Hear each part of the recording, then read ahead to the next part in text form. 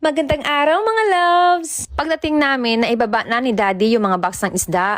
Habang nagdi-display kami, may dumating na isang customer. Gusto niya daw bumili ng ulo ng yellowfin tuna. Kaya agad kong kinuha ang 15 kilos na yellowfin tuna sa box at nilagay dito sa sangkalan. Pinalagyan ko muna ng cellophane bago ilapag itong malaking isda para madali lang maglinis mamaya. Pagkatanggal ng ulo, agad ko naman kinuha ito pamukpok ko para mabilis ang paghati ko sa gitna. Hindi na ako nakalagay ng apron kasi nagmamadali nga si Madam. Dahil sobrang init at saka dala niya yung dalawa niyang anak. Pagkatapos kong hatiin, ito pinachop na ni Madam ang isang parte ng ulo.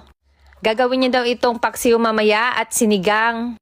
Kaya chinap ko na katamtaman lang ang laki at kaya sa dalawang lutuan. Hindi ko pa natapos, may dumating na isang customer na bibilhin daw yung isang parte ng ulo ng isda. Sakto naman, may naiwan na isa at isa lang kukunin ni Madam. Kaya pagkatapos nito, yung isang parte naman ng ulo ang i-chop ko. Marami talaga ang may gusto nitong ulo ng bariles.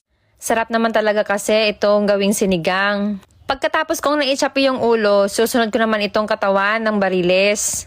Kinuha ko muna ito matitigas na himbis niya. Ewan ko ba kung himbis din ba sa Tagalog tawag dyan? Basta nilinisan ko muna bago hiwain. Pagkatapos, kinuha ko na itong buntot. Salamat pala doon sa nag-advise na kaibigan ko na uunahin ko daw yung buntot para madali na lang siyang hiwain.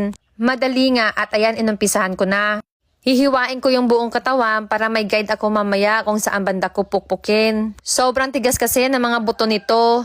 Ayan, sinisigurado ko na pantay-pantay ang pagkahiwa ko. Maganda kasing tingnan pag nahiwa na siya at na-display siya ng maayos doon sa tray. Talagang mapapabili ka sa ganda ng pag-display.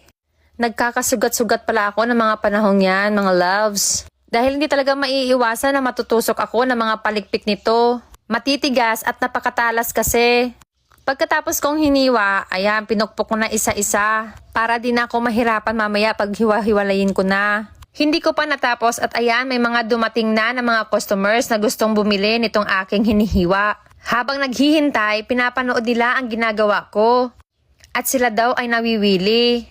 Totoo naman talaga kasi nakakawili siyang tingnan kahit ako nga nang gumagawa, nawiwili din. Dito sa aming tindahan, nakasanayan na ng mga customers namin na magpalinis ng mga isda or magpahiwa ng mga isda nila para pagdating nila sa kanilang bahay, ayan, huhugasan na lang nila at lulutuin. Habang naghihiwa ako, nakikipag-usap ako sa ating mga customers. Napapasmile ako at kinikilig dahil nga sumusuporta sila sa atin. Ang sarap-sarap talaga sa pakiramdam na yung mga customers mo ay parang mga pamilya mo na din. At hindi na sila nahihiya na mag-open up sa atin. Yung topic namin dyan mga loves about sa mga bata dahil